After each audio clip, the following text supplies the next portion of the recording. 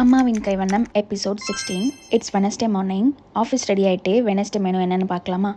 தக்காளி ரசம், prawn gravy. அதுக்கான ப்ரிப்பரேஷன் பார்க்கலாம். ஆயில் ஹீட் ஆனதும் கடுகு ஆட் பண்ணி காஞ்ச மிளகாய் 3 ஆட் பண்ணிக்கலாம். மிளகு, சீரகம், 3 பச்சை மிளகாய், 2 காஞ்ச மிளகாய், முழுசாக ஒரு பூண்டு, இது எல்லாமே மிக்சியில் கிரைண்ட் பண்ணி இப்போ இந்த மசாலாவை ஆட் பண்ணிக்கலாம். இந்த மசாலா கூட சால்ட் லைட்டாக ஆட் பண்ணிக்கலாம். லெமன் சைஸில் புளியை ஊற வச்சு கரைச்சி ஃபில்ட்ரு பண்ணி எடுத்துக்கலாம். இது கூட 4 தக்காளி, மஞ்சத்தூள், சால்ட் ஆட் பண்ணி மிக்ஸ் பண்ணிக்கலாம். ஃபைனலாக கொத்தமல்லி கருவேப்பிலை ஆட் பண்ணி இப்போது இந்த மசாலா கூட ஆட் பண்ணிக்கலாம்.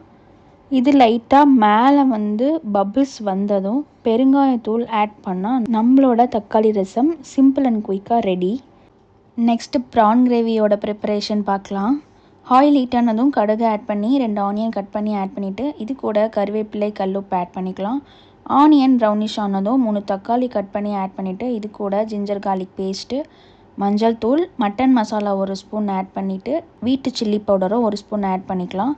இதோட பச்சை ஸ்மெல் போகிறதுக்காக வாட்டர் லைட்டாக ஆட் பண்ணி நல்லா குக் ஆனதும் க்ளீன் பண்ணி வச்சுருக்க ப்ரானை இந்த மசாலா கூட நல்லா மிக்ஸ் பண்ணி விட்டுட்டு 5 to 10 minutes நல்லா குக் ஆகிடுச்சு. இப்போது லைட்டாக 1 ஸ்பூன் மட்டும் பெப்பர் ஆட் பண்ணிவிட்டு கார்னிஷிங்காக மேலே கொத்தமல்லி தூவி கேஸ் ஆஃப் பண்ணோன்னா சூப்பரான ப்ரான் கிரேவி ரெடி.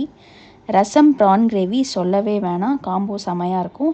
இது கூட ஃபிஷ் ஃப்ரையும் ஆட் பண்ணிக்கிட்டேன். இதே மாதிரி நீங்களும் ட்ரை பண்ணி பார்த்துட்டு எப்படி இருந்துச்சுன்னு மறக்காமல் சொல்லுங்கள். நெக்ஸ்ட் லஞ்ச் பாக்ஸ் வீடியோவில் மீட் பண்ணலாம். பாய்.